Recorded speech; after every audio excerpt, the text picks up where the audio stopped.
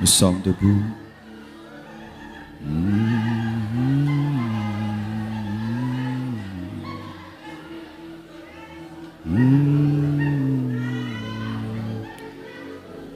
Ésaïe 8, verset 23. Mais les ténèbres ne régneront pas toujours. Sur la terre où il y a maintenant des angoisses, si les temps passés ont couvert d'opprobre le pays de Zabulon et le pays de Nephtali, les temps à venir couvriront de gloire la contrée voisine de la mer, au-delà du Jourdain, le territoire des gentils. Asseyez-vous, s'il vous plaît.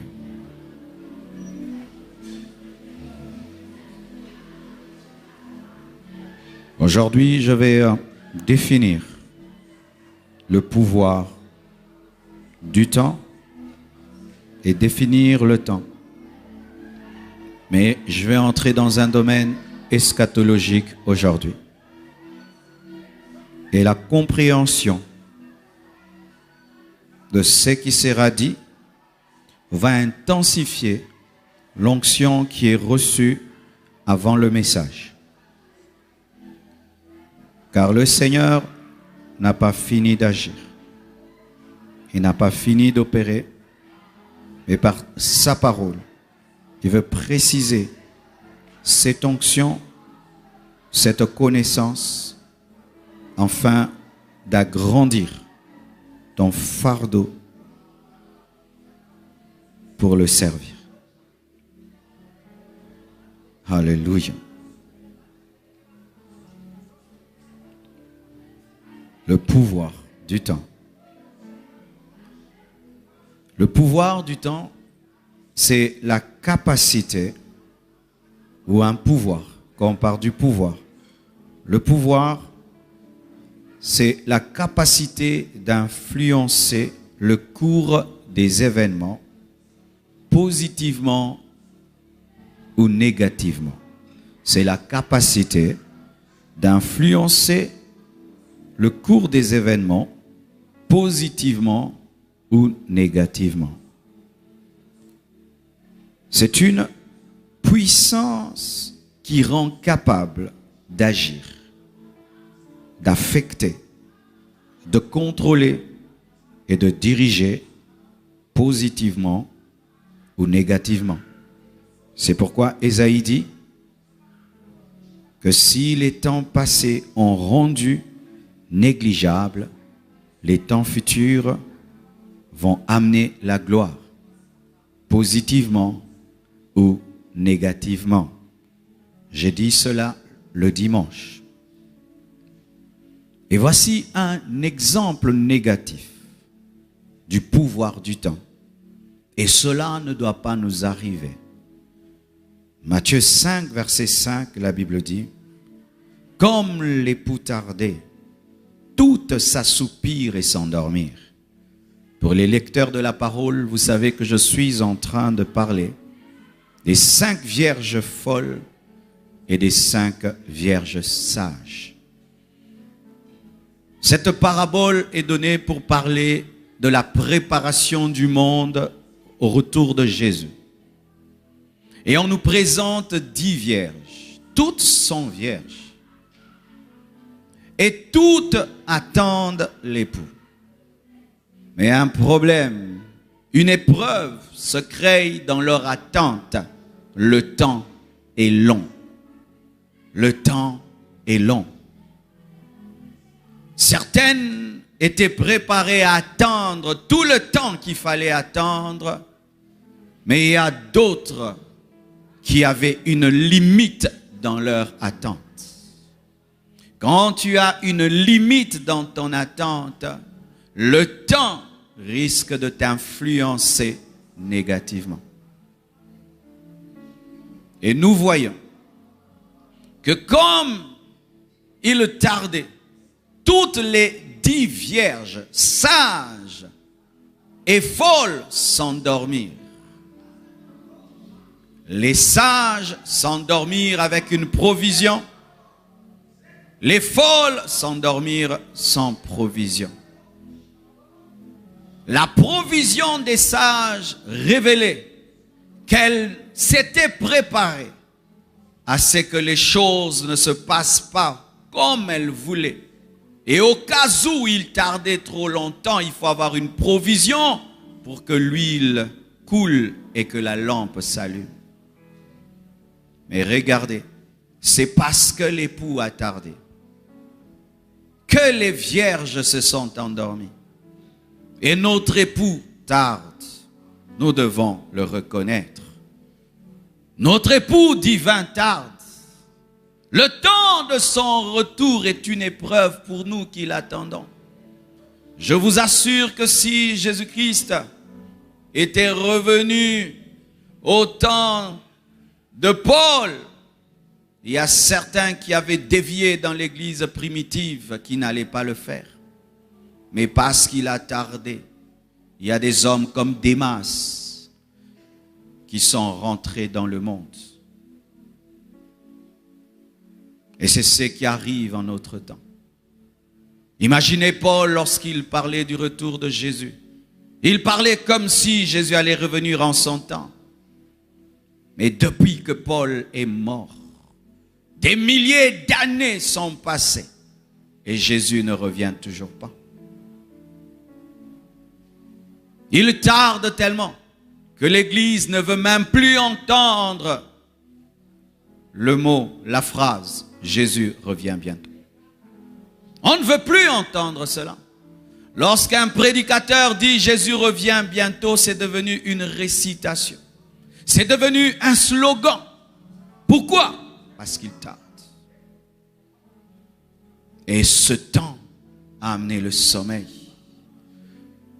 Quand le temps tarde, on quitte le matin, on quitte midi, on quitte le soir, on entre dans la nuit. Et quand la nuit vient, le sommeil vient. Êtes-vous sous l'emprise du sommeil? Ce monde est dans les ténèbres, mes frères. Ce monde est dans les ténèbres. Et dans les ténèbres, il y a le sommeil. Êtes-vous sous l'emprise du sommeil spirituel? Êtes-vous sous l'influence de la nuit? Oui, car il est possible d'être là et d'être endormi. L'une des caractéristiques du sommeil, c'est que les sens diminuent.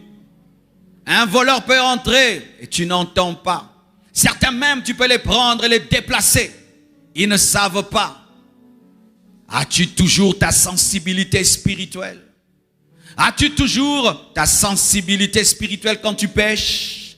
Ta sensibilité spirituelle quand tu ne pries pas? Ta sensibilité spirituelle quand le Saint-Esprit est attristé? Ta sensibilité spirituelle par rapport à la perdition des âmes perdues? Ta sensibilité spirituelle par rapport à la volonté de Dieu? Lorsque tu perds la sensibilité, sache que tu t'es endormi. Comme l'époux tardé. Les 10 vierges se sont endormies. Et le Seigneur veut susciter dans la nuit des gens qui annoncent le message de minuit. Ceux qui sonnent la trompette lorsque les gens sont confortables dans leur sommeil spirituel et qui disent « L'époux est à la porte ». L'époux est à la porte, mes frères. Toute personne sensible ressent le parfum de Jésus. Il est à la porte, il revient bientôt.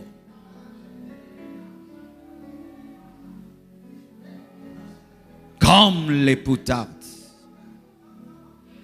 les serviteurs de Dieu ont changé le message. Et on commence à se comporter comme s'ils étaient l'époux de l'épouse. Comme si l'église était à eux. Comme si les fidèles les appartenaient. C'est pourquoi la Bible dit qu'il se tient à la porte, il frappe.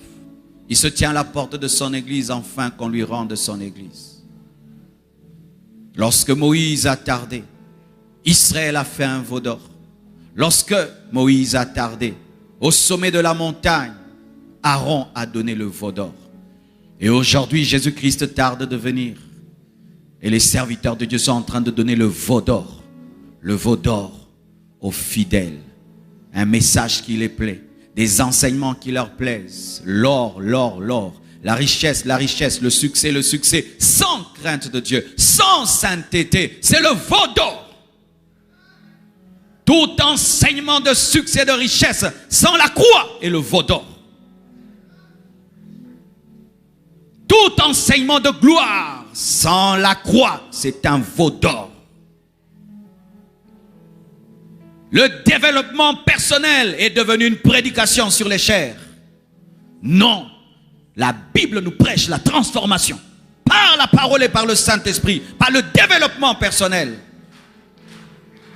Le veau d'or, donne-nous Aaron, des dieux, un Dieu comme les autres dieux. Prêchez-nous comme les motivateurs du monde. Prêchez-nous comme les psychologues du monde. Prêchez-nous comme les philosophes du monde. Aujourd'hui, tu veux être un prédicateur à la mode. Prêche les philosophies du monde. Le veau d'or. On ne supporte plus la brutalité de la repentance. La brutalité d'un message de repentance. Vous pensez que quand Jean-Baptiste prêchait, il flattait les gens?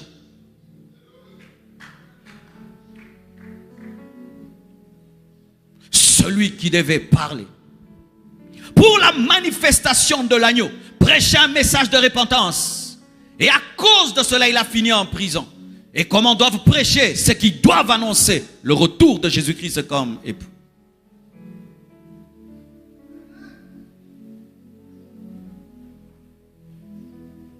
Comme l'époux tardé, toute s'assoupir et s'endormir. Heureusement qu'il y a eu un crieur de la nuit qui a réveillé les 5 vierges sages pour qu'elles entrent dans les noces. Mais il y a une influence positive du temps. Matthieu 26, versets 40 à 41, la Bible dit: et il vint vers les disciples qu'il trouva endormis. Et il dit à Pierre: vous n'avez donc pu veiller 1 heure avec moi? Veillez et priez afin que vous ne tombiez pas dans la tentation. L'esprit est bien disposé, mais la chair est faible. Jésus-Christ face à la mort, à Gethsémane prie, les disciples dorment. Et il dit: vous n'avez même pas pu veiller avec moi pendant 1 heure. Donc lui a prié 1 heure. Car si tu dis vous n'avez pas pu veiller avec moi 1 heure, donc lui il a prié 1 heure. Et il est même rentré prier encore et prier encore. Lorsque Jésus est à Gethsémane, sachez que ce qui l'a effrayé, ce n'était pas la mort physique. Beaucoup de gens disent que Jésus-Christ à Gethsémane a eu peur de la mort physique. Non, c'était pas ça. C'était pas à cause de la mort physique que la transpiration de Jésus-Christ s'est transformée en grumeaux de sang. Non, c'était pas ça, mes frères. Jésus voyait plus que cela. Vous savez ce qu'il avait vu? À Gethsémane, il avait vu sa séparation avec le Père. La chose la plus effroyable pour Jésus n'était pas la mort physique. C'était la séparation avec le Père. Car depuis qu'il est, depuis l'éternité, il n'a jamais été séparé avec le Père, même une seule seconde. Jésus entrevoyait comment il allait porter les péchés du pécheur et aller dans le mauvais séjour de mort. Pour ceux qui ne savent pas, mes frères, lorsque Jésus est mort, il est allé dans le mauvais séjour de mort. Le mauvais séjour de mort des impies. Car si tu portes le péché du pécheur, tu vas là où le pécheur doit aller. Et Jésus a vu. C'est comme si tu es un homme qui a toujours été propre. Et tu te vois dans la boue, portant le péché et séparé du Père. C'est pourquoi à la croix il a dit: Père, Père, pourquoi m'as-tu abandonné? La souffrance de Jésus, ce n'était pas Père, j'ai mal. Père, pourquoi m'as-tu abandonné? Jésus n'a pas dit j'ai mal. La croix me fait mal. Oui, il avait mal, c'était un homme. Mais sa souffrance était plus spirituelle. Et lorsqu'il a entrevu prophétiquement ce qui allait lui arriver, Il a demandé au Père d'éloigner de lui cette coupe. Et le Père lui a dit de sacrifier sa relation avec lui pour te sauver. Un homme dit que la relation avec le Père a failli être une idole pour Jésus. Comment? La volonté parfaite du Père, c'est que tu te sépares de moi pour que je me connecte à d'autres. Mais si tu gardes la relation avec moi, ma relation avec toi devient une idole. C'est-à-dire une chose qui t'amène à pécher contre moi parce que moi, je veux me séparer de toi pour connecter les hommes. Et il a accepté.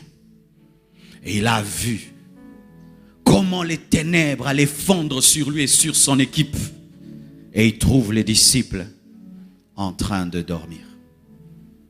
Et lorsque le temps arrive et amène la trahison de Judas, amène la crucifixion, ceux qui n'ont pas passé du temps dans la présence de Dieu ont régné. Ceux qui n'ont pas passé du temps dans la présence de Dieu ont fui. Mais celui qui a passé du temps a affronté sa destinée et l'a accepté. Le temps permet de devenir fort. Le temps permet de grandir. Le temps permet de s'approfondir. C'est pourquoi lorsque tu sèmes une plante, au début, elle est là fragile. Plus tu lui donnes du temps, les racines, et puis ça devient un chêne. Et si tu donnes plus de temps, les racines peuvent détruire même une maison. Le temps permet de s'enraciner. Quand tu passes du temps, matin après matin, tu viens devant Dieu. Matin, deuxième matin, 10e, 20e, l'onction commence à grandir. L'onction commence à grandir. L'onction commence à grandir. L'onction commence à grandir. Moïse est allé au sommet de la montagne.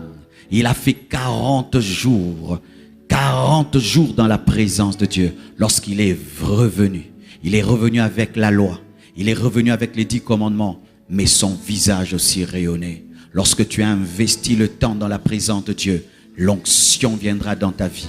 La gloire viendra dans ta vie. Et tu auras la révélation de la parole. Tu auras la connaissance profonde de sa pensée. Tu auras la connaissance profonde de sa pensée. La puissance de Dieu va te revêtir. Si tu offres à Dieu ton temps, il va t'offrir sa présence. Si tu offres à Dieu ton temps, il va t'offrir sa présence. Il va t'offrir son onction. Je dois te dire la vérité. L'un des prix à payer pour l'onction, c'est le temps. Tu n'auras jamais la même onction qu'un homme qui passe toute sa nuit devant Dieu en train de prier. Toi qui pries 30 minutes, vous n'aurez jamais la même onction. On peut dire la foi, par la foi j'ai tout. Mais la foi n'empêche pas l'amour. Et l'amour exige le temps. Vous qui aimez prêcher, non, Dieu ne nous demande pas de durer dans sa présence. Dieu ne nous demande pas de durer. Dieu nous demande de durer dans sa présence parce que notre relation avec Dieu, c'est l'amour. Et l'amour réclame beaucoup de temps. Dieu n'est pas un guichet automatique où tu viens, tu appuies $100 et puis te donne. Dieu est un amoureux. Pourquoi avec ta fiancée, vous causez 2 heures du temps, 3 heures du temps? Pourquoi tu ne dis pas bonjour, comment tu vas, je t'ai vu? Pourquoi vous passez du temps? Et des fois vous passez du temps, vous ne parlez pas. Vous êtes seulement l'un à côté de l'autre. Et tu penses que Dieu n'exige pas cela, que tu entres dans sa présence, même si tu ne parles pas, tu es seulement là. Frère, je te dis une réalité et un secret. Tu veux l'onction, tu dois payer le prix du temps. Dieu n'accompagne jamais en public un homme qui ne lui donne pas le temps secret. Jamais. Lis tous les livres que tu veux sur l'onction. Lis tous les livres que tu veux sur le Saint-Esprit. Lis tous les livres. Tant que tu ne payes pas le prix du temps devant Dieu, tu ne vivras rien. Tous les hommes qui étaient poussés par le Saint-Esprit à rechercher la puissance de Dieu, la gloire de Dieu, ont passé du temps devant Dieu. Pourquoi les anges sont glorieux? Ils ne demandent pas l'onction. Ils ne demandent pas la gloire de Dieu. Ils se tiennent devant Dieu. Ils se tiennent devant Dieu. Et si maintenant Gabriel descend ici, frère, si Dieu n'atténue pas sa puissance, nous tous on va tomber. Nous tous, on ne supportera même pas de le regarder. Mais il n'est pas Dieu. Il vit dans la présence de Dieu et il amène Dieu.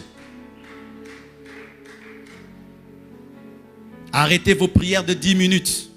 Arrêtez vos prières de 5 minutes. On prie 5 minutes lorsqu'on a déjà prié beaucoup. Ici, je peux prier 5 minutes. Au nom de Jésus, reçois. Mais dans le secret, non. Non. Non. Non. La prière secrète et publique sont différentes. Jésus, dans le secret, passait toute la nuit dans la prière. Mais en public, sois guéri. Vois. Pourquoi? En public, tu vomis. En secret, tu manges. Tu peux manger pendant 3 heures, 4 heures du temps et tu vomis pendant quelques minutes. Église, tu dois passer du temps devant Dieu. Tu dois passer du temps, aller dans la H24, dans la salle H24, aller prier, prier, prier. Tu manques de requêtes, tu es là. Oui, parce que prier, ce n'est pas toujours parler, c'est être.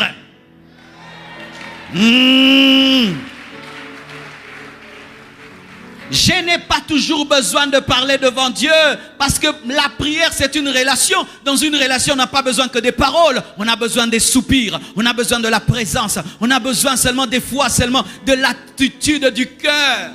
Tu te tiens seulement là. Et tu peux lui dire Seigneur, je n'ai rien à te dire mais j'ai besoin de toi, je suis là.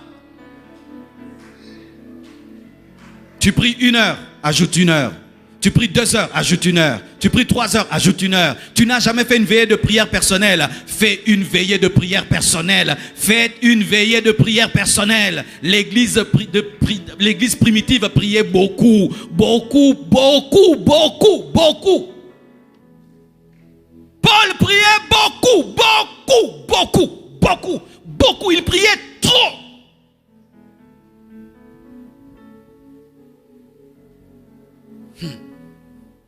Pressé de sortir, l'homme moderne aujourd'hui. Pressé de manger. Pressé de prendre son téléphone. Pressé, toujours pressé. Et notre temps, nous le donnons au téléphone, nous donnons à la télévision. Mais à celui qui peut changer nos vies, nous ne donnons pas assez de temps. Je ne connais pas un homme rempli de l'esprit, à qui l'esprit dit, ne passe pas beaucoup de temps devant Dieu. Je n'en connais pas un seul. Quel que soit ton niveau de révélation de la parole, si tu as un esprit qui te dit ça, c'est l'esprit du diable. C'est l'esprit du diable qui te dit d'écourter tes heures de prière. C'est l'esprit du diable. Vous qui écourtez vos heures de prière à cause de la foi, c'est une fausse foi. C'est une foi sans intimité. Jésus-Christ de Nazareth, fils de Dieu par essence, priait toute la nuit. Toi homme, tu dis que veiller toute une nuit, ça sert à quoi? Nous sommes au temps de la grâce. La grâce ne nous empêche pas d'aimer Dieu. Alors arrêtez de passer beaucoup de temps avec vos amis. Arrêtez de passer beaucoup de temps avec vos amis. Arrêtez de passer beaucoup de temps avec vos amis. Résumez aussi vos films. Résumez vos films. Résumez vos films. Vous savez, frère, lorsqu'une église est remplie, des gens qui prient beaucoup, des choses extraordinaires commencent à se passer. Le problème qu'on a des fois dans les cultes, c'est que certains, ce n'est qu'ici qui ressentent la présence de Dieu. Ce n'est qu'ici qu'ils prient. Ce n'est qu'ici qu'ils ont conscience que Dieu existe. Et ça fait que le culte ne décolle pas directement, parce que le temps de vous chauffer. Mais quand chacun vient de la maison rempli de l'esprit, avec la révélation du culte, avec ce qu'il va dire à Dieu, avec ce que Dieu va faire. Tu t'imagines, tu as une église remplie de femmes à la perte de sang qui depuis la maison, la révélation de ce qu'ils vont faire, des signes et des prodiges et des miracles arriveront. Tu sais pourquoi tu rentres à la maison sans miracle? Parce que tu viens sans révélation.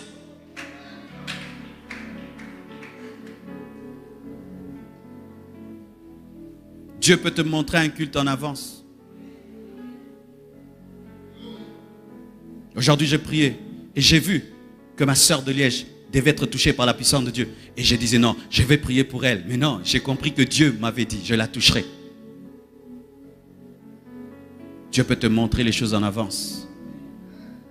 Dieu peut même te parler de la prédication que je veux prêcher, afin de te confirmer que ce que je dis vient de lui. Priez, priez beaucoup. Priez jusqu'à vous fatiguer. Priez jusqu'à manquer les paroles. Priez jusqu'à avoir mal à la bouche. Priez jusqu'à avoir mal aux genoux.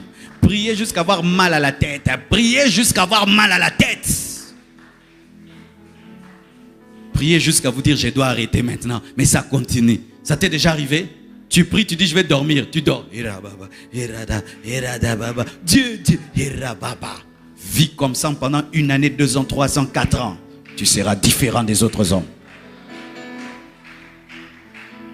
Un homme qui vit dans la parfumerie n'a pas besoin de se parfumer. Il vit dans l'atmosphère du parfum.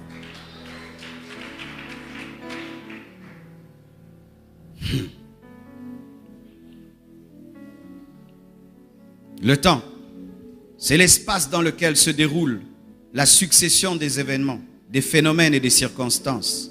Le temps, c'est une piste d'atterrissage. Lorsqu'une circonstance veut atterrir dans ta vie, elle doit trouver un temps. Lorsqu'un événement veut arriver dans ta vie, il doit trouver un temps. Le temps est une piste d'atterrissage. C'est pourquoi il faut trouver du temps pour vivre des circonstances. Il faut trouver du temps pour vivre des événements. Je veux que Jésus m'apparaisse. Je veux que Jésus m'apparaisse. Est-ce que tu donnes du temps à ce désir ardent? Je veux que Dieu me révèle la parole. Est-ce que tu donnes le temps à lire la Bible? Je veux entrer dans une plus forte onction. Est-ce que tu donnes le temps à cette onction de venir à toi? Est-ce que tu as un rendez-vous avec Dieu? Est-ce que tu as un point d'atterrissage? Lorsque Gabriel devait parler à Zacharie, il a trouvé un point d'atterrissage. Il allait souvent au temple. Quand Dieu veut t'envoyer un ange, quand Dieu veut te parler, est-ce qu'il trouve un point d'atterrissage, un temps que tu lui as donné?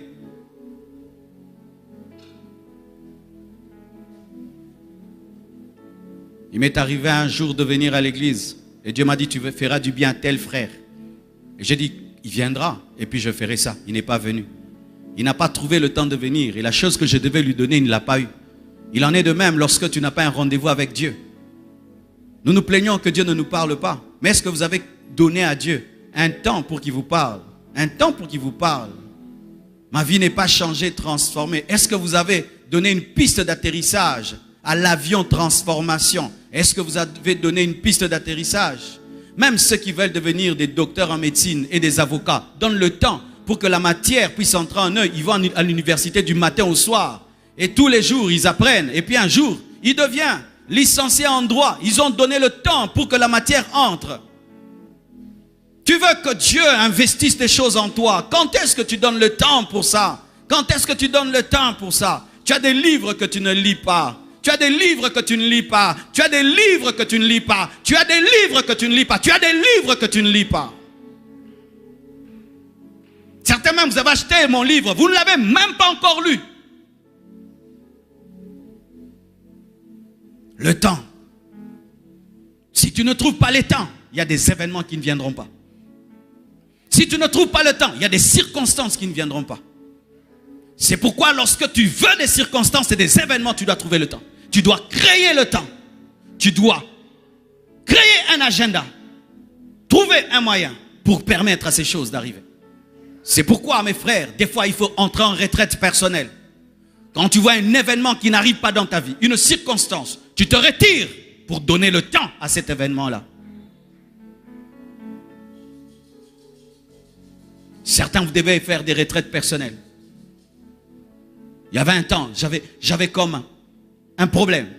Quoi que j'ai prié, j'étais insatisfait. Quoi que je faisais, j'étais insatisfait. Je pouvais prier toute la journée, j'étais insatisfait. Et Dieu me disait, je te veux 40 jours dans ton bureau où tu ne sors pas. Et je fouillais ça, mais je prie, je ne suis plus rempli. Quoi que je fasse, je ne suis plus rempli. Et la voix me dit, 40 jours dans ton bureau, 40 jours dans ton bureau, 40 jours. Vous savez, nous aimons tellement la compagnie des hommes que nous fuyons Dieu pour les rencontrer alors que les hommes ne peuvent rien pour nous. Et puis un jour, j'en pouvais plus. J'ai dit à mon épouse, j'ai dit ce jeûne d'Alpha 40, je ne le fais pas avec vous. Je vais le faire seul. Je suis allé m'enfermer dans le bureau. Pendant 40 jours, mes frères, je suis sorti de ce bureau, mort et ressuscité. Et depuis, le ministère a changé. Je suis entré là, j'ai bu, jusqu'à ce que ça a débordé. Et jusqu'aujourd'hui, je ne sais pas totalement ce qui m'est arrivé. Mais je sais que Marcelo qui était entré n'est pas celui qui est sorti. Il t'attend. Il te défie aujourd'hui. Tu parles trop que tu l'aimes. Tu as trop parlé. Vous parlez trop, frère. Vous parlez trop. Tu regardes un bel habit derrière un miroir. C'est beau, c'est beau, c'est beau. Mais on a écrit le prix en bas. On a écrit le prix en bas. Je suis venu te défier. Dans ton amour pour Dieu, je suis venu te défier. Prouve que tu aimes Dieu. On a écrit $1000 et tu as $1100. Si tu veux l'habit, dépense et tu auras l'habit. Il va quitter le miroir, on va te le donner, tu le mettras dans un sac et tu le porteras. Oh, l'onction, l'onction, l'onction. Des fois, 30 jours seul. Oui, frère, oui, frère, oui, frère. Ça ne suffit pas toujours dans les cultes. Non, ça ne suffit pas toujours. C'est pourquoi des fois j'aime poser la question aux chrétiens. Est-ce que vous voulez ce que vous voulez? Est-ce que tu veux vraiment ce que tu veux? Tu entres en retraite, tu as 80 kilos, tu sors avec 70 kilos, 10 kilos, tu les as laissés là-bas. Tu perds ta beauté. Paul le disait, alors que l'homme extérieur se détruit, l'homme intérieur se renouvelle. On ne va pas créer une autre Bible. Paul était dans la grâce, Paul jeûnait. Paul était dans la grâce, Paul jeûnait. Des enseignements de la grâce qui enlèvent le sacrifice et la discipline spirituelle dans la prière, ce sont des enseignements des faiblards.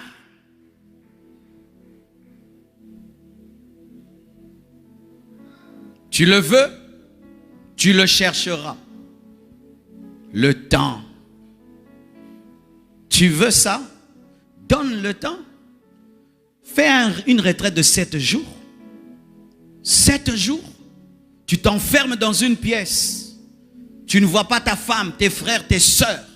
Il n'y a pas de courant. Tu es là. Et je te dis, quand tu sortiras, tu verras le monde autrement et ta vie autrement. Tu es trop occupé. Dieu n'a pas le temps de te toucher. Il veut te toucher, tu bouges. Il veut te toucher, tu bouges. Il veut te toucher, tu bouges. Reste à un endroit, il va te toucher. Je vous dis la vérité. Je vous dis la vérité.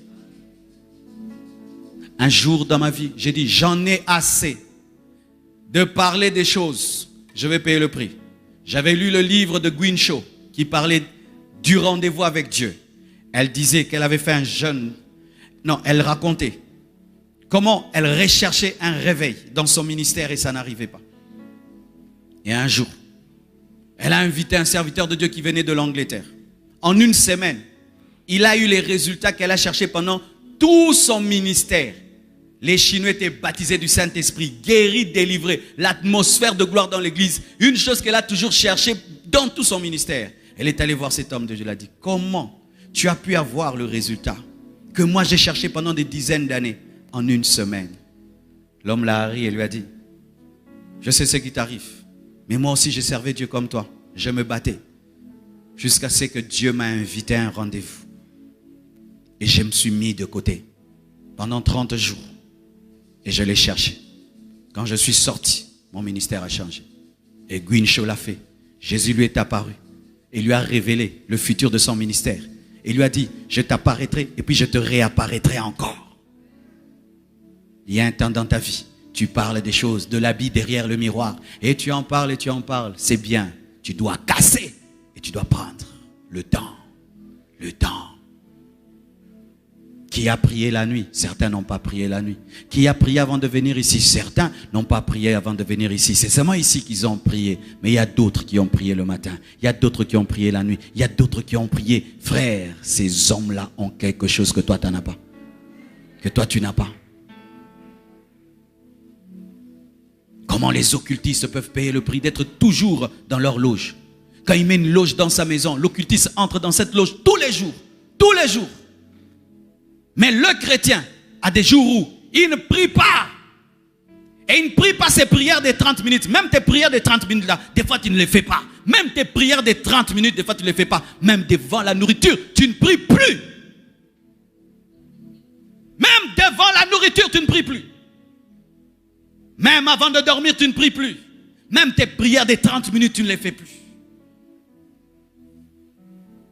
Comment ta vie sera saturée de Dieu?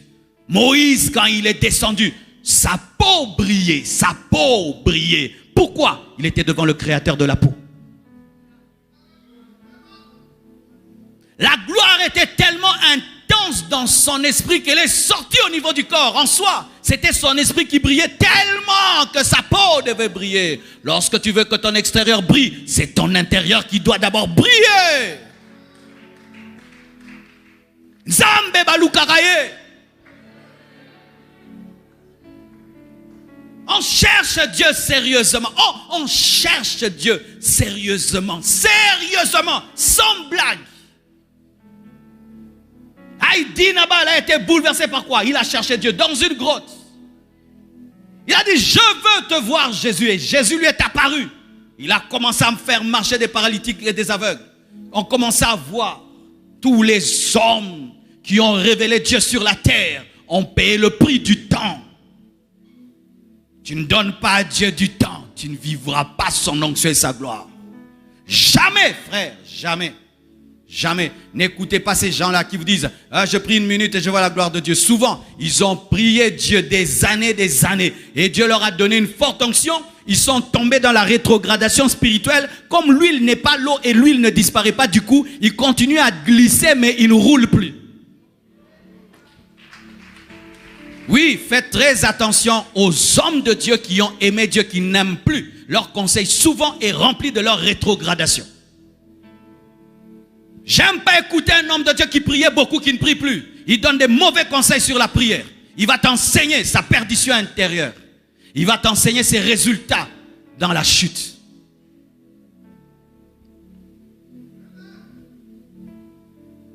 Mais aujourd'hui, je vais approfondir quelque part. Le temps, c'est une continuité indéfinie pour les hommes, mais définie pour Dieu. Car Dieu, lui, sait quand il arrêtera le temps pour que nous entrions dans l'éternité.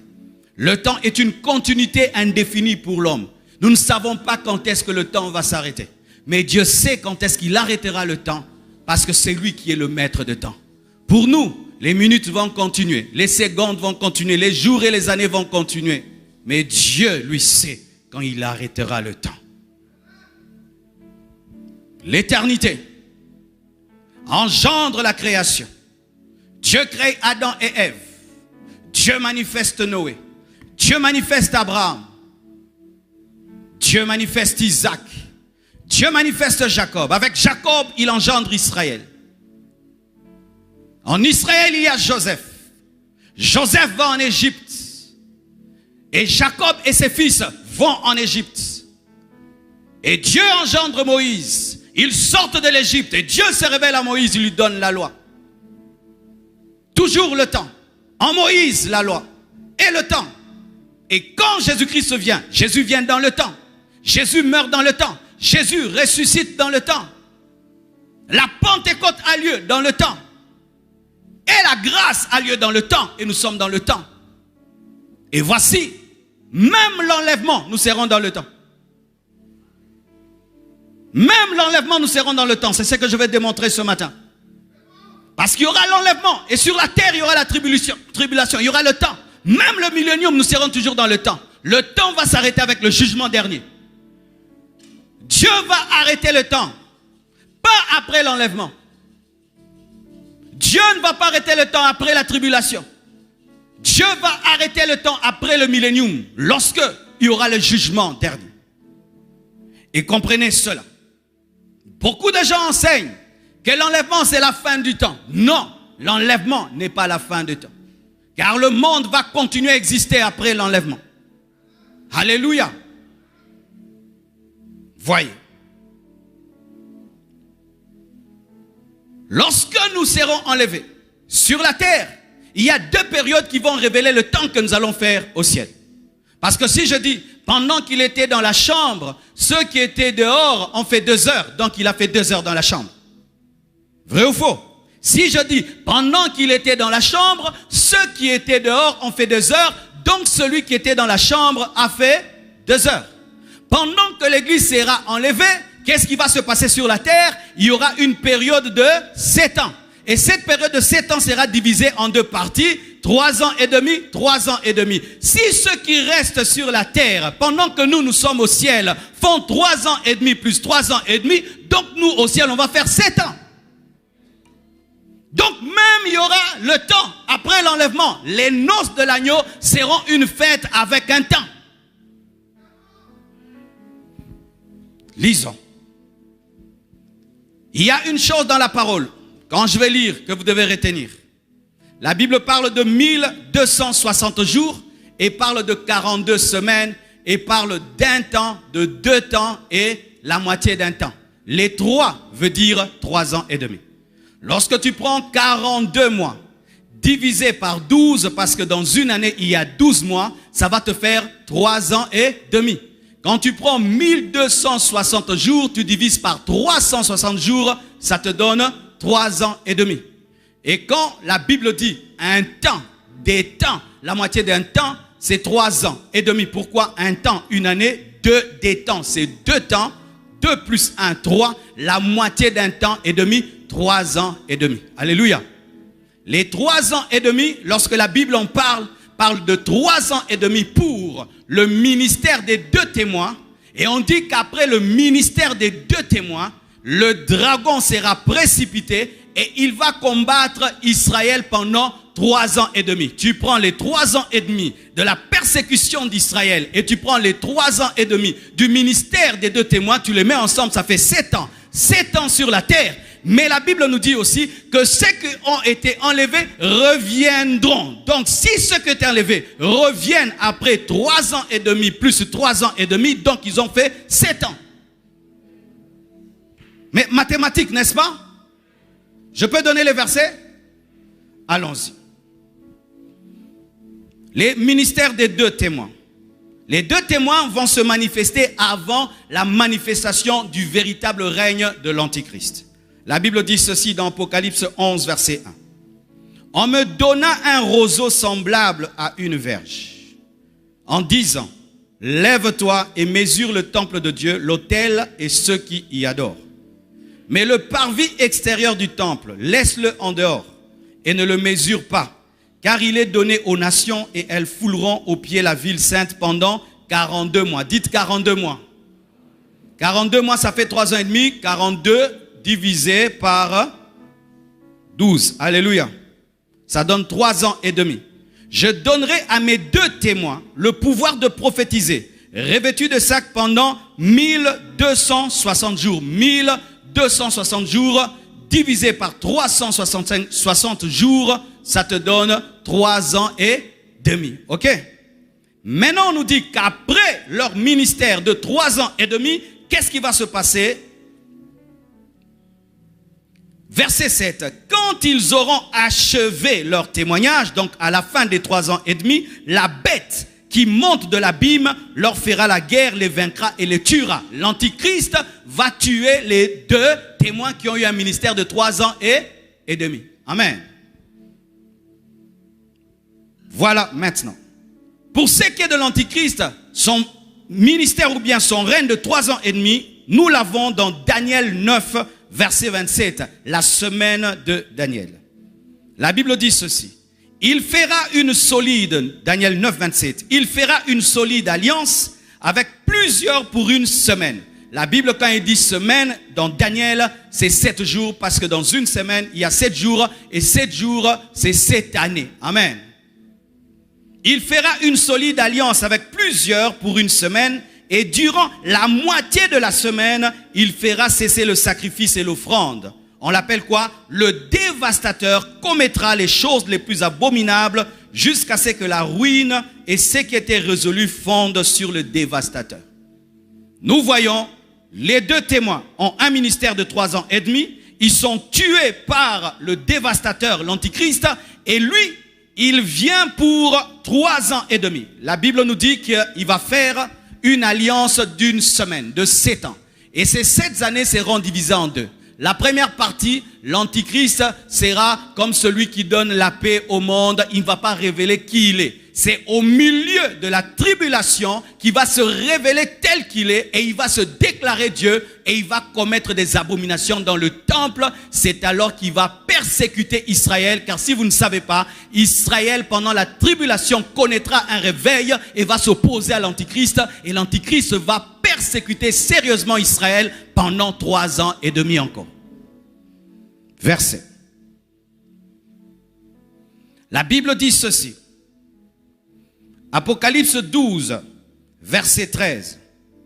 Apocalypse 12, verset 1. La persécution d'Israël dans la tribulation.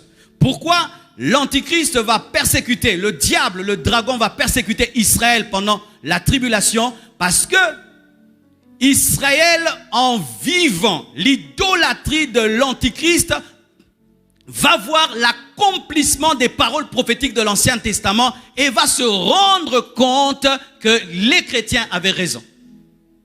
Les Juifs finiront par donner à toute la Bible, Ancien et Nouveau Testament, raison. Si vous ne savez pas, ils connaîtront un réveil puissant dans la tribulation et ils seront les ennemis numéro 1 de l'Antichrist. Pourquoi? Ce sont eux qui ont engendré le Messie.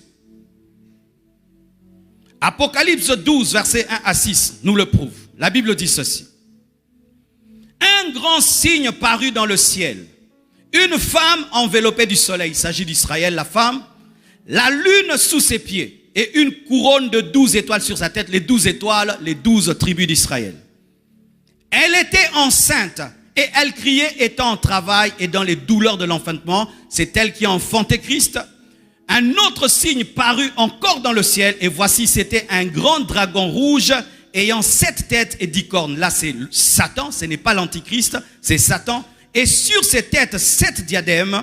Sa queue entraînait les tiers des étoiles. Les tiers des étoiles, ce sont les démons, car le diable a été accompagné de 1/3 des anges qui sont devenus des démons. Sa queue entraînait le tiers des étoiles du ciel et les jetait sur la terre. Le dragon se tint devant la femme qui allait enfanter, afin de dévorer son enfant lorsqu'elle l'aurait enfanté. Elle enfanta un fils qui doit paître toutes les nations avec une verge de fer, et son enfant fut enlevé vers Dieu et vers son trône. Écoutez, la femme s'enfuit dans le désert où elle avait un lieu préparé par Dieu. Dieu protégera Israël dans la tribulation afin qu'elle y fût nourrie pendant 1260 jours, 3 ans et demi. Israël connaîtra un réveil dans la tribulation. Et pour connaître le réveil, il faut le temps. Après l'enlèvement de l'Église, des choses vont se passer sur la terre. L'Antichrist va signer un pacte pour donner la paix au monde. Parce qu'avant la manifestation de l'Antichrist, il y aura des guerres sur la terre. Et ça, c'est notre temps. Avant l'enlèvement de l'Église, il y aura des guerres et des guerres sur la terre. Et les hommes vont soupirer après un homme de paix, un grand leader. L'Antichrist viendra et séduira le monde et dira, je peux vous donner la paix. Et la Bible nous dit que lorsque les hommes diront paix, paix, paix, c'est alors qu'une ruine soudaine viendra sur eux. Pendant un temps, il va faire semblant. Mais au milieu, après qu'il ait tué les 2 serviteurs de Dieu, l'Antichrist va révéler qu'il était un homme possédé des démons et qui voudra la place de Dieu. Les Juifs, refusant d'adorer un homme, vont s'opposer à lui, et certains hommes qui vont se convertir. Oui, frères, sachez qu'il y aura des gens qui vont se convertir dans la tribulation. Ils vont refuser la marque de la bête. Ils vont refuser d'adorer la bête. Et avec Israël, ils seront persécutés pendant 3 ans et demi. Et la Bible dit que personne ne pourra acheter ni vendre sans avoir la marque de la bête. Et je vous assure, cela est en train de se préparer. Alléluia. Et après que ces personnes, après que l'Antichrist ait persécuté Israël pendant 3 ans et demi, comme le temps est fixé pour les noces et pour ce qui se passe dans la tribulation, Dieu va arrêter cela. Pourquoi il va arrêter cela? Pour que les élus ne soient pas séduits. La Bible nous dit qu'il y aura des temps difficiles au point où même les élus pouvaient être séduits. Cette parole, ce n'est pas pour nous. Cette parole, c'est pour les gens qui seront dans la tribulation. La Bible dit que le monde connaîtra une telle souffrance qui n'a jamais été. Il ne s'agit pas de nous, il va s'agir de la tribulation. Et Dieu va arrêter la tribulation. Il va arrêter la tribulation. Pourquoi? S'il laisse le temps de la tribulation durer 10 ans, 20 ans, même certains qui devaient refuser la marque de la bête vont la prendre. Alléluia. Nous sommes heureux que nous ayons comme Dieu le maître du temps. Car il peut arrêter le temps lorsque ses enfants veulent se perdre. Il peut arrêter l'examen lorsqu'il devient trop difficile. Cela révèle ceci, que même la durée de la tribulation est une grâce. Parce que c'est par amour. Le prix à payer pour être sauvé pour ce qui reste, ce sera la mort. Ce sera au prix de ta vie, au prix de ta vie, au prix de ta vie.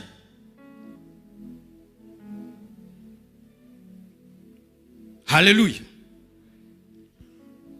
Et j'aimerais, mes frères, nous expliquer cela. Lorsque nous lisons Matthieu 24, souvent lorsque nous interprétons ce passage, nous mettons tout ensemble sur l'enlèvement. Mais Matthieu 24, du premier verset au verset 14, parle des temps avant l'enlèvement, parle de l'enlèvement, parle de la tribulation, parle même du retour de Jésus-Christ pour le millénium. Regardez. Matthieu 24, verset 1.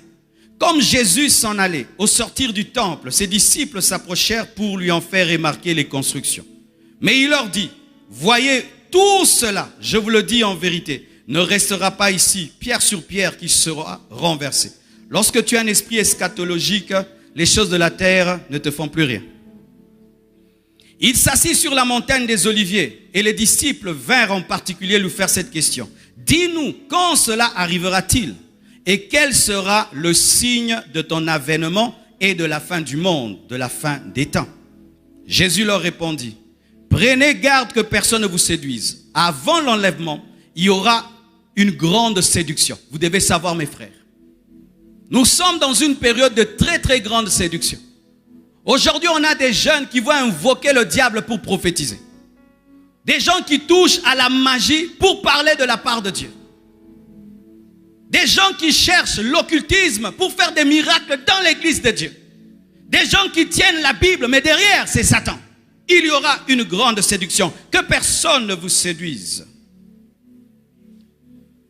Car plusieurs viendront sous mon nom, pas en mon nom, sous mon nom. Il y a une différence entre en mon nom et sous mon nom. Quand quelqu'un vient au nom de Dieu, il est avec Dieu. Quand il vient sous le nom de Dieu, il se sert de Dieu sans être de Dieu. Faites très attention. Il y a des serviteurs de Dieu qui opèrent sous le nom de Dieu, mais pas au nom de Dieu. Ce n'est pas parce que quelqu'un dit Jésus qu'il vit avec Jésus. Ce n'est pas parce que quelqu'un dit la Bible dit qu'il a le Dieu de la Bible. Église des temps de la fin, tu dois le savoir et le savoir. On ne prie pas partout. On ne va pas partout. On ne va pas dans toutes les conventions. On ne va pas dans toutes les conférences. On ne va pas partout. Ce n'est pas parce qu'on écrit Jésus qu'il y a Jésus. Ce n'est pas parce qu'on écrit Église que c'est l'Église. Vous devez savoir cela. Sous mon nom, pas en mon nom.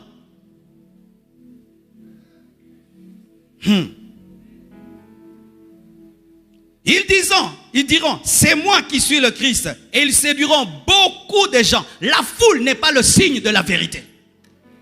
La foule n'est pas le signe de la vérité. La foule dans une église n'est pas le signe de la vérité. Des fois, c'est le signe de la manipulation et de la stratégie. Pasteur, tu n'es pas dans la vérité parce que tu as une grande église. Tu es dans la vérité quand tu prêches la Bible et tu vis la Bible. Remplir le stade, ce n'est pas le signe que tu as Dieu. Faire 3 cultes, ce n'est pas le signe que nous avons Dieu. Nous avons Dieu si nous sommes dans sa parole et nous vivons la parole et nous prêchons sa parole. Parce qu'une viande pourrie attire beaucoup de mouches, mais ce n'est pas la bonne viande. La foule n'est pas le signe d'avoir Dieu. Je répète, la foule n'est pas le signe. Ils séduiront plusieurs. Es-tu parmi ces séduits? Et là, nous sommes toujours avant l'enlèvement. La Bible dit ceci. Vous entendrez parler de guerre et de bruit de guerre. Nous sommes dans cette période des guerres et des guerres à cause du coltan, à cause de ceci, de l'uranium. Gardez-vous d'être troublés, car il faut que ces choses arrivent. Il y a des choses, même si tu pries, ça arrivera. Même si nous prions contre les guerres, il y aura des guerres, parce que c'est prophétisé. Vous savez ça? Si tu pries contre la guerre au Congo, elle aura lieu quelque part pour que Jésus soit un vrai prophète.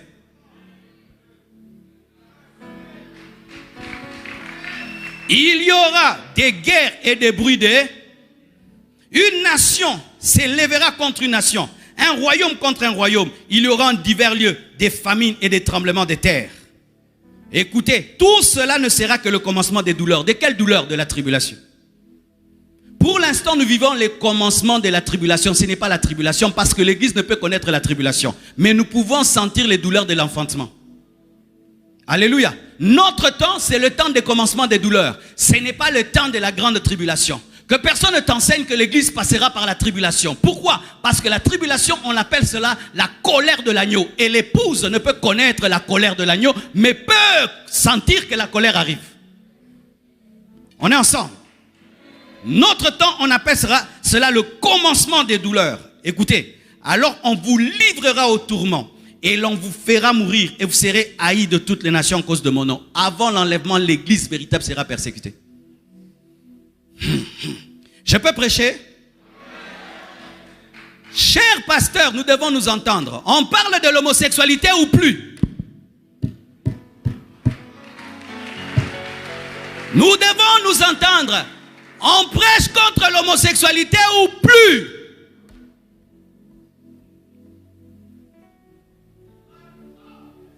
Tu mets une vidéo sur YouTube, il y a homosexualité là-bas, on bloque ta chaîne. Tu parles de l'homosexualité sur Facebook, on bloque ta chaîne. Vous savez ce qu'on est en train de nous faire? On est en train de nous fermer les bouches pour qu'on ait plein d'homosexuels dans les églises. Les homosexuels iront en enfer.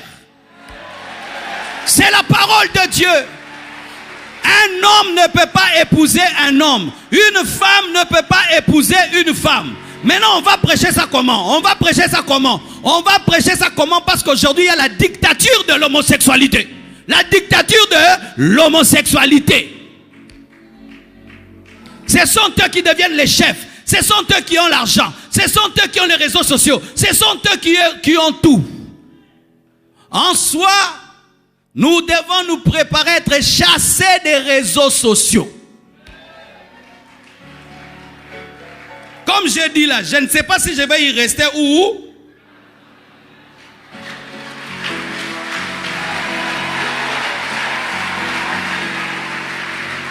C'est ça le monde actuel. La persécution. Église, même si tu fuis la persécution, tu seras persécuté. Pasteur, tu fuis la persécution, tu refuses de parler de l'homosexualité. On viendra fermer ton église parce que tu n'as pas ceci, parce que tu n'as pas cela. Nous serons persécutés. Et pourquoi nous serons persécutés? Pour que nous comprenions que cette terre n'est pas le paradis, mais que le paradis est le paradis. Parce que des fois l'église oublie que le paradis c'est le paradis. Donne-moi un amen.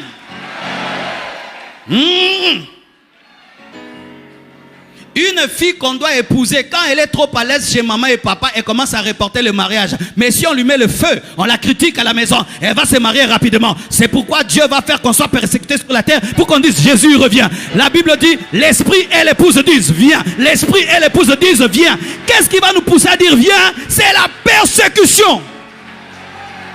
Donne-moi l'amen. Tu sais pourquoi les apôtres désiraient le retour de Jésus? C'était la persécution. Rien sur la terre n'était bien pour eux. Église, tu ne vas pas créer le monde selon toi. Tu vas vivre la parole. Nous serons haïs. Nous serons haïs. Cher enfant de Dieu, tu vis dans la vérité, tu seras haï. Dans ton entreprise, dans ton école, même dans ta famille, on ne va plus te supporter. On ne te supportera plus. Vous savez pourquoi on nous supporte? Parce qu'on ferme la bouche, on ne dit pas la vérité. Un jour, un pasteur rencontre un autre pasteur, dit, quand je te vois, tu m'énerves. Il dit, je t'ai fait quoi? Tu m'as rien fait, tu m'énerves. Parce que le fait que tu craignes Dieu m'énerve, ça me rappelle que je suis un pécheur. Et oui, il y a des gens comme ça, ils te haïssent pour rien. Pourquoi? Parce que tu es un panneau de la vérité, un panneau de la sainteté. Le fait que tu ne divorces pas, ça les énerve. Le fait que tu n'es pas dans l'impudicité, ça les énerve. Le fait que tu ne voles pas, ça les énerve. Le fait que toi, tu n'es pas dans les choses de ce monde, ça les énerve parce que ça les rappelle qu'ils sont perdus. Tu seras persécuté. Ce sont les choses qui vont arriver dans le temps et qui doivent arriver.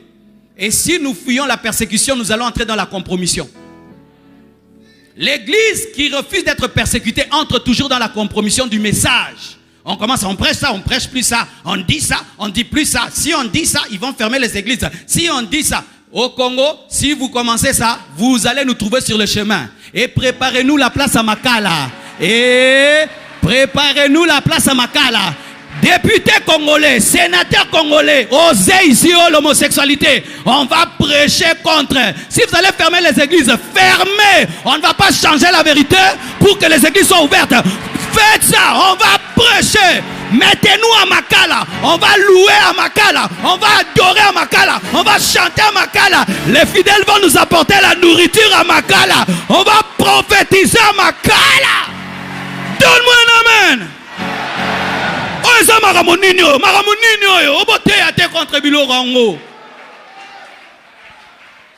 C'est quoi ça? Qui aurait cru un jour quand tu ne peux pas prêcher qu'un homme ne peut pas épouser un homme? Qui aurait cru qu'un jour, hein? Vraiment, vous êtes courageux, hein? Même les coqs masculins ne suivent pas les coqs masculins.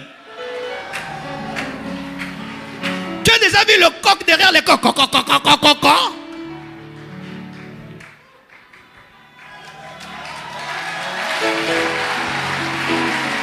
Et aujourd'hui, des églises, des homosexuels, des bibles, des homosexuels. Vraiment, vraiment, vraiment. Hein?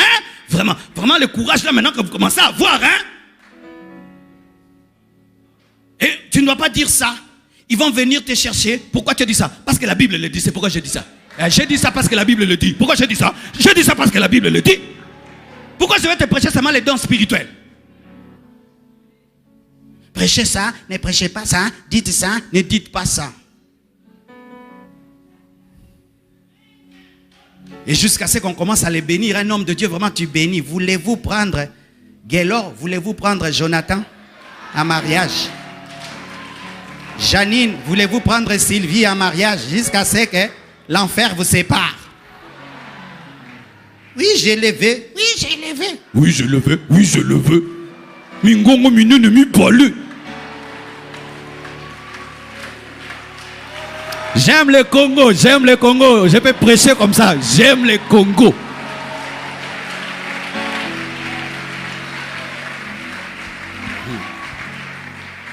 Vous serez père, prédicateur. Tu aimes trop les amens et les gloires à Dieu, les offrandes. Tu ne prêcheras jamais la vérité. Il y a des prédications, tu prêches, on te tape. Tu prêches, on t'enferme. Tu prêches, il y a des problèmes et des combats. On t'insulte sur Internet, on te réinsulte sur l'Internet, mais Dieu est content. Dieu est content. Des fois, quand on t'aime, Dieu n'est pas content. Des fois, quand on t'insulte, Dieu est content.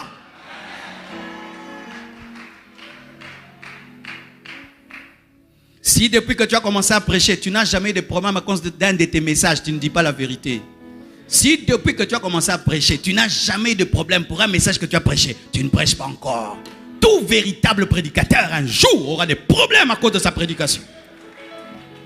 Jésus a eu des problèmes à cause de ses prédications. Paul a eu des problèmes à cause de ses prédications. Les hommes de Dieu ont des problèmes à cause de leur impudicité. À cause des bêtises.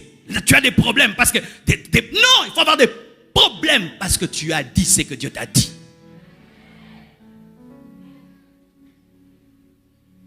Celui qui crie pendant que les gens dorment dérange. Et les gens dorment. Nous commençons à confondre qu'un homme est différent d'une femme. L'homme devient homme. Vraiment, vraiment. Vraiment. Toi, tu es un homme musclé. Musclé. Tu veux aimer un musclé. Vous vous embrassez. Back, back.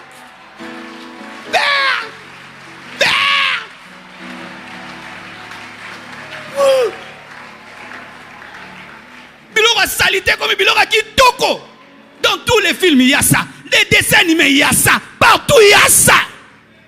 Mais l'église ne doit plus en parler. On n'en parle plus. Ils vont nous fermer les églises. Ils vont nous bloquer sur YouTube. YouTube.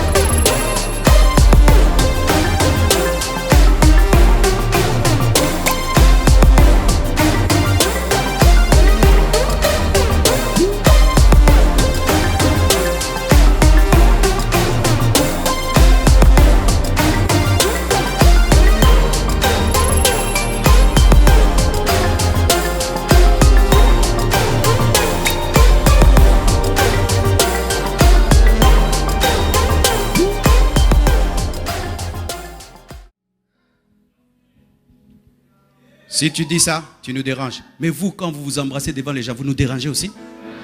Ça dérange nos enfants? Nos enfants nous posent des questions. Papa, qu'est-ce qui se passe entre ces deux garçons? Ça aussi, ça dérange nos enfants?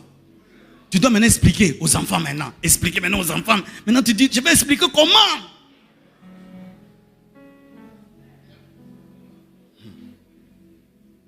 Tu es dans un lieu, ils sont dans la corruption. Jamais tu prêches sur la corruption. Tes amis sont des voleurs au travail, hein, n'est-ce pas? Tes amis sont des voleurs au boulot. Tu as un ami qui est voleur. Voleur. Il vient même te dire, Dieu m'a béni, mais tu sais que c'est le vol. Jamais tu lui dis, voleur. Arrête de voler dans la compagnie. Arrête de voler l'argent du gouvernement.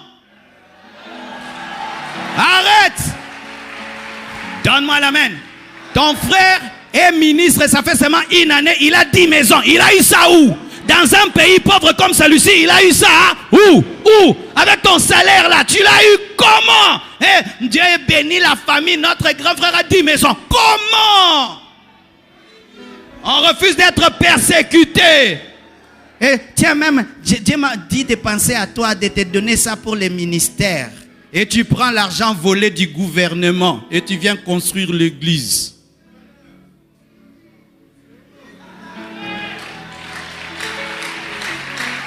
Dans ton université, les gens trichent et tu es là. Moi, quand j'étais à l'école, tu triches, je te vois, je vais t'accuser. Demandez à mes amis d'école, hein, c'était interdit de tricher à côté de Tounassi. Et je me suis fait taper à l'école à cause de ça. On m'a tapé et Dieu m'a interdit de rendre. Mais cet homme aujourd'hui me respecte. Les gens volent devant toi. Tes grandes sœurs font de la prostitution. Elle sort avec le mari d'autrui qui vient la visiter chez vous. Et toi, la sœur de l'église, tu vas servir les secrets. Dis non, grande sœur, je ne vais pas servir le mari d'autrui. J'entre pas dans ces choses. Toi, viens ici. C'est moi qui paye ceci, ne paye plus, je ne peux pas servir ça. Va ouvrir la porte, je n'ouvre pas la porte au mari d'autrui. Je n'ouvre pas la porte au mari d'autrui. Vous serez persécutés. Lorsque tu remarques l'absence de la persécution, l'église est dans la compromission. Ce qui pilipi les os, les sous terre et comme une tomate. En français, si les piments c'est devenu la tomate. Si le piment ne pique plus, c'est devenu la tomate. Nous devons piquer. Nous devons piquer le plat. Piquer. Il faut que les rois sachent qu'il y a un Michel quelque part. Il est roi. Il sait qu'il y a Michel. Pendant qu'on lui prophétise des choses, tant qu'il n'a pas écouté Michel, il dit, je n'ai pas encore entendu Dieu. Michel, parle-moi.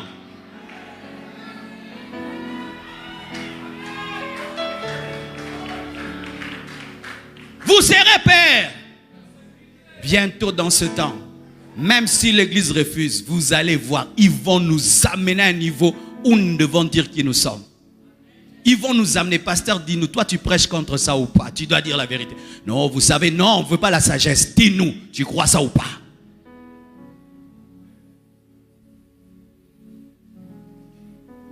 Et écoutez encore. Il dit, mais parce que l'iniquité se sera accrue, la charité du plus grand nombre se refroidira. À cause de la croissance du péché, nous allons vivre une croissance du péché en ces temps-ci, mes frères. Le mal va devenir le bien va devenir le mal. Mais celui qui persévère jusqu'à la fin sera sauvé. Quand on dit la fin, c'est jusqu'à l'enlèvement, jusqu'à la mort. Cette bonne nouvelle du royaume sera prêchée dans le monde entier pour servir de témoignage à toutes les nations. Alors viendra la fin. Quand on dit alors viendra la fin, ce n'est pas le jugement dernier, non, c'est l'enlèvement. Avant l'enlèvement, le grand signe, c'est l'évangélisation de toutes les extrémités de la terre. Jésus, avant d'enlever son église, va se rassurer que tout le monde a entendu. Et lorsque l'évangile sera prêché dans le monde entier, c'est alors qu'il y aura la fin, c'est-à-dire la fin de la grâce. C'est alors que l'église sera enlevée. Mais le temps va continuer. Et je vous assure que cette prophétie est en train de s'accomplir. Parce qu'aujourd'hui, avec Internet, avec les médias, les extrémités de la terre sont en train d'entendre l'évangile. Et bientôt, l'enlèvement aura lieu. Le grand signe qui précède l'enlèvement, c'est l'évangélisation. C'est pourquoi nous devons évangéliser. C'est le temps de l'évangélisation. Mes frères, c'est le temps. Évangéliser sur Instagram, sur TikTok, sur WhatsApp. Évangéliser sur Facebook. Évangéliser dans les bus, sur les rues, à l'hôpital. Prêchez, prêchez, répandez la parole. Car la Bible nous dit d'hâter la venue de Jésus. Et comment on va hâter? C'est en évangélisant. Mais maintenant, après l'évangélisation, la fin viendra, c'est-à-dire la fin de l'Église sur la terre, la fin de la grâce sur la terre, mais sur la terre. Voici ce qui va continuer, la Bible dit. Verset 15. Souvent nous lisons 14 et 15 à la fois, alors qu'entre 14 et 15, il y a un événement. Verset 15. C'est pourquoi lorsque vous verrez l'abomination de la désolation, l'abomination de la désolation, c'est qui? C'est l'Antichrist selon Daniel. Amen. Hein? Tu dois lire le Nouveau Testament avec les prophéties de l'Ancien Testament pour comprendre l'accomplissement dans le Nouveau Testament des prophéties de l'Ancien Testament. Amen. Hein? Et la Bible dit, c'est pourquoi lorsque vous verrez l'abomination, on ne parle pas à nous. Là maintenant, Jésus parle à ceux qui vont rater l'enlèvement. Jésus avait connu et savait qu'il y aurait des gens qui allaient rater l'enlèvement et il a donné un message pour eux. Et je te donne un message si tu vas rater l'enlèvement. Quand tu verras l'Antichrist, voici ce que tu vas faire. Vous qui allez rester, voici ce que la Bible vous dit. Qui va rester? Voici votre prédication. Mais oui, c'est écrit dans la parole. La Bible dit, c'est pourquoi lorsque vous verrez qui? L'enlever, non. Vous qui êtes restés, lorsque vous allez voir maintenant, après que vous ayez raté l'enlèvement, lorsque vous allez rester, Dieu va s'occuper de vous. Et c'est écrit.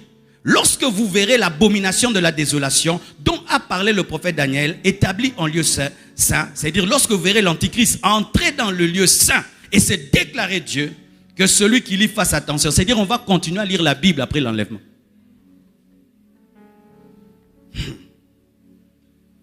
Donc le temps va continuer. Que celui qui lit fasse attention. Alors que ceux qui seront en Judée fuient dans les montagnes. Voici la réponse, fuyez.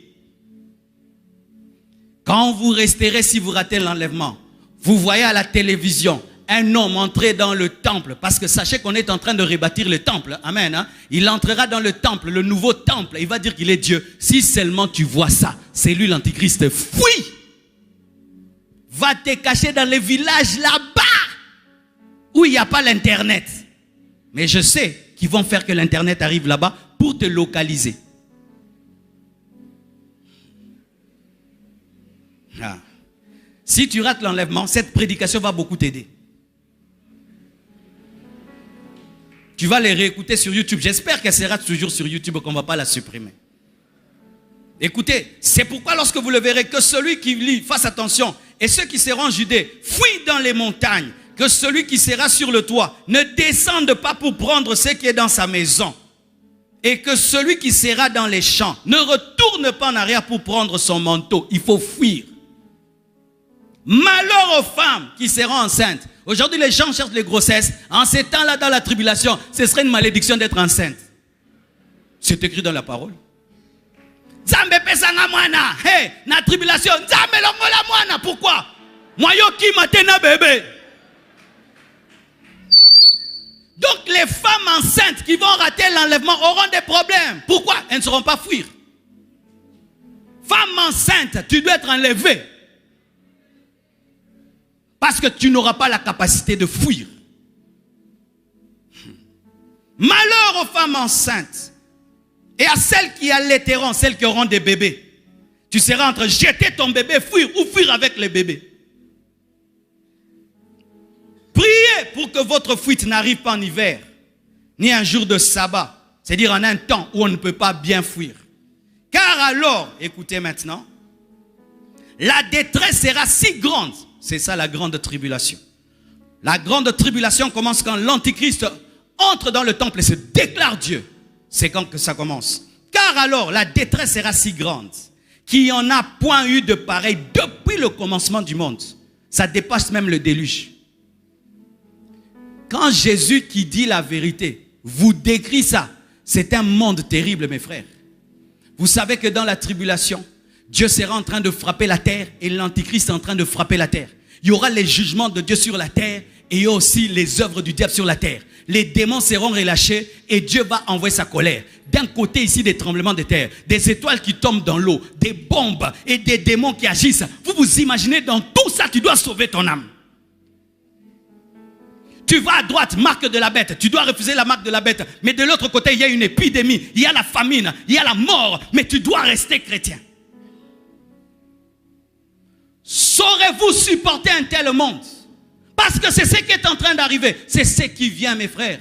Regardez aujourd'hui, rien que pour le pass sanitaire, rien que le passeport sanitaire, certains ne travaillent pas. D'autres ne peuvent pas voyager aujourd'hui. Tu n'as pas le pass sanitaire, tu ne travailles pas. Tu n'as pas le pass sanitaire, tu ne peux pas entrer dans certains endroits. Aujourd'hui déjà, aujourd'hui. Mais ce n'est pas encore la marque de la bête. Mais regardez, rien qu'à cause d'un vaccin, il y a des gens qui ne peuvent pas travailler, rien qu'à cause d'un vaccin contre la Covid.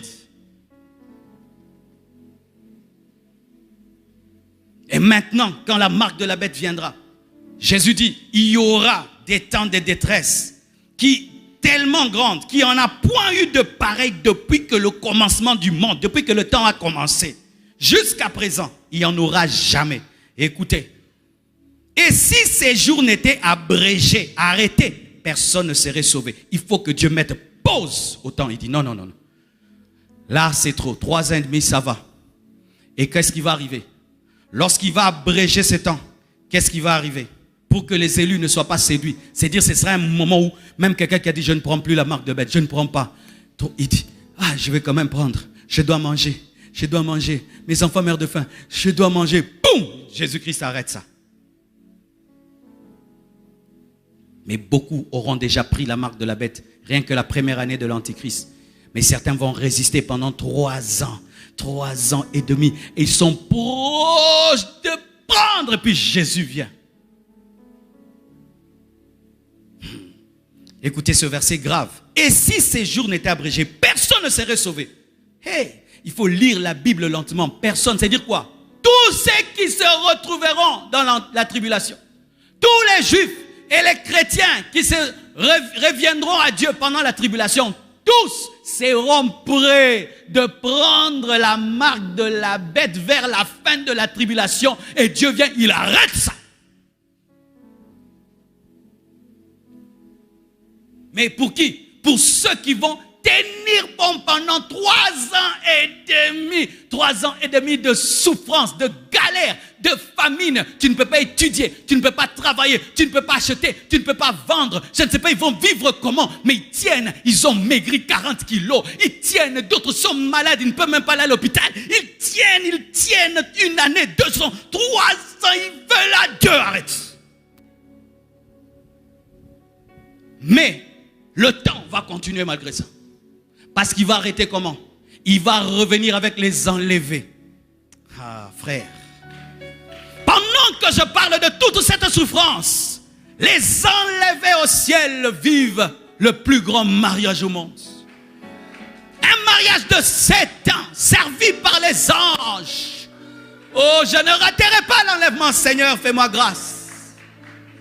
Si on peut présenter un tableau, en haut on montre des gens qui chantent, qui adorent, habillés de blanc dans la gloire de Dieu. Mais sur la terre, des chrétiens qui disent, Seigneur, j'ai faim, je veux prendre la marque de la bête. Mais au ciel, les gens chantent, adorent, célèbrent. D'autres, mon enfant est mort, Seigneur, je veux prendre la marque de la bête, aide-moi. Mais au ciel, et ce qui est pire, c'est que ceux qui seront sur la terre, qui ont raté l'enlèvement, sauront qu'ils ont raté l'enlèvement. Et ceux qui ont la connaissance de la parole, sauront ce qui se passe au ciel pendant qu'ils souffrent sur la terre. Quelle souffrance! Toi-même, tu sais là, tu sais que ton frère Georges, il est au ciel. Et tu sais que c'est que Georges est en train de vivre au ciel. Et toi, tu sais que tu vis l'antichrist, la marque de la bête, et c'est ta faute. Tu étais un chrétien impudique, un chrétien charnel et mondain. Tu sais que c'est ta faute. Tu avais joué avec ta vie chrétienne.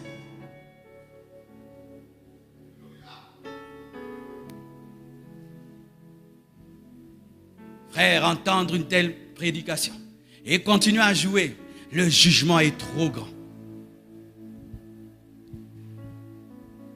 Et si ces jours n'étaient abrégés, personne ne serait sauvé. Mais à cause des élus, ces jours seront abrégés. Maintenant, écoutez. Si quelqu'un vous dit alors, le Christ est ici, ou il est là, ne le croyez pas.